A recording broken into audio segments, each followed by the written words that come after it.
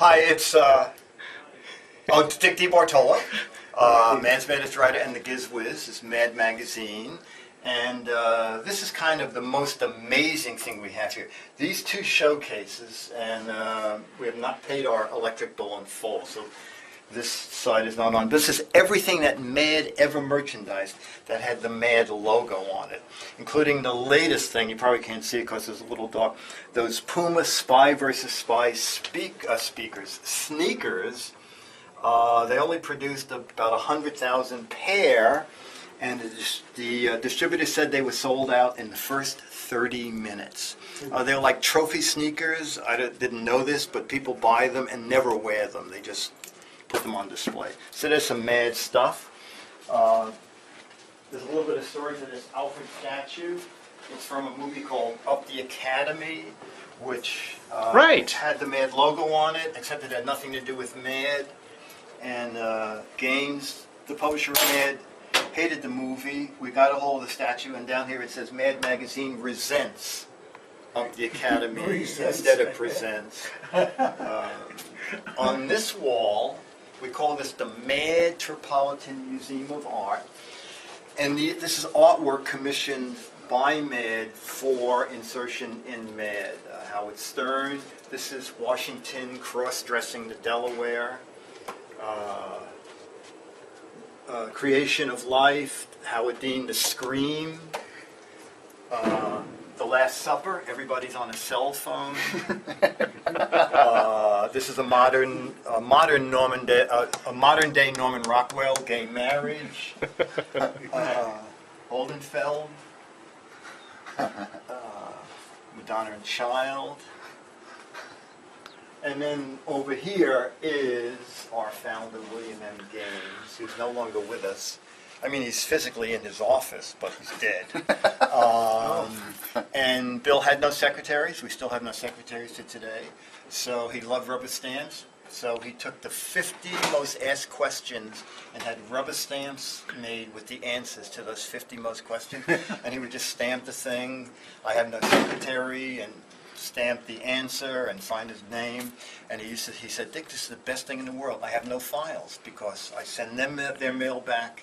And you said in your book they used to write in the margins. Oh, he's exactly right in the margins. Amy, who works here, is going on through. And then this is, people can get copies of Mad Magazine by sending in famous people holding the magazine.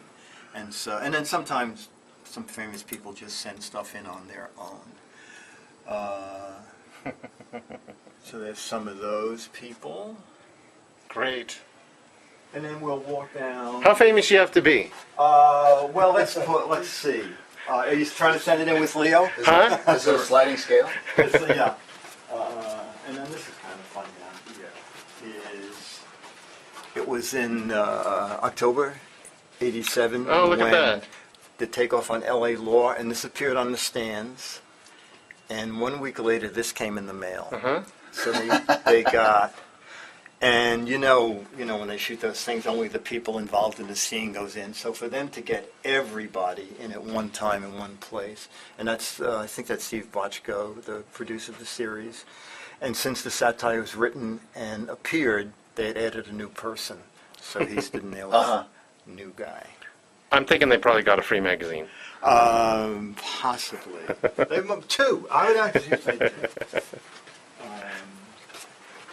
I'll give you some magazines on the way out. We'll go down to the art department. This is just where artists sign in. Wow. Mad is only about 10 people who are physically here. Everybody sends their stuff in from far away. Actually, Stan Sinberg is from San Francisco. Yeah. He wrote a show called For Whom the Bridge Tolls, I think. Yeah. And I saw it out there when I was visiting. And come on through. The art department's going. It's one of the few times they've actually been working. And I wrote him a note, and I said, I think your show is very funny. You should try selling something to Mad. And he sent some stuff in, and now he sold a fair amount of stuff to Mad. Oh, man. Cubicle lets you, if you work in a cubicle, instead of people coming behind you and scaring you, it's a doorbell for cubicles. And then you find the one you want. You can have a regular doorbell. And then when you stop pushing it, then that becomes the default noise for the doorbell. That's cool. Come in and have a seat. Is it okay if I get this on video, Dick? Oh, yeah. So this is the organizational technique here. Right, exactly. This looks a lot like Leo's office. You know what? Where is his physical office? It's right where you see it. Oh, his desk is his office? That's it, Oh, yes. okay. Yeah, these are the... Oh, those are the the iPod desk speakers. Right. which I liked a lot. USB smart button. This is a mini gadget warehouse. This is the mini gadget. Yeah, exactly. My King Kong. We had a great thing. Bill was a giant fan of the movie King Kong. The original or the original? The original. And he had one of the few. Now it's all over, but you know, King Kong was edited quite a bit because after they showed it a few times, they realized people liked King Kong, and there were a few scenes where he bites people's heads off and crushes people. So they edited that stuff out so that you could feel more sympathetic to to Kong. So every year we gave Bill a present, and at our old office, one year, Sergio made a life-size head of King Kong, two-dimensional, but we hung it outside the window at Mad with the blinds just a little bit open, so when you walked into Bill's office, you'd see this thing through the blinds. Delivery guys would drop trays of coffee and stuff. It was really good. And then the building department made us take it down because it was creepy. This is what the office of a creative genius looks like. Right. Yes, exactly. So this, if you want to know how it's done, here it is, guys. So this is the... Oh, is this the current one? Yeah, I saw this one. Yeah. Right. Okay. Sucker City. Right. Okay. Well, there's a website. I think it's called The Consumerist. Okay. Well, they got a hold of a memo from Circuit City. Okay. And I didn't know that some Circuit City sells magazines. Oh, I see. And it was a memo from someone at Circuit City to find all these issues and shred them.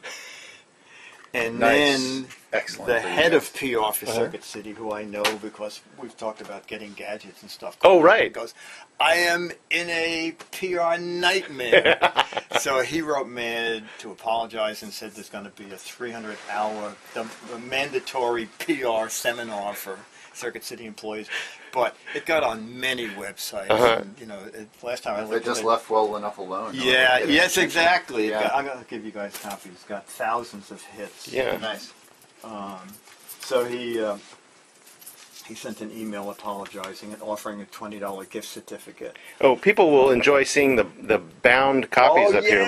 Yes. Let me just take a look up here. This is one of everything that Mad ever published. Bound.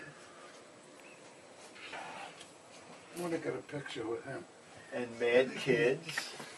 You know, do you know we do a magazine called Mad Kids? I haven't read it, but yeah, I do know Only that. because Mad's become very adult.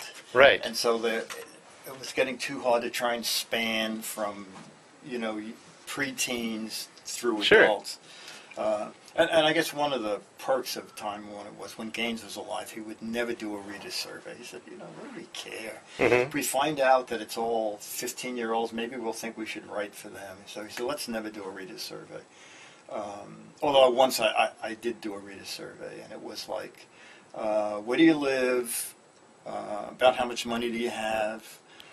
How good is the security in your town? Yes. Right. Yeah, you published that in your book. We did. Oh, I did. Okay. Yeah. It was like, when are you home? When are you home?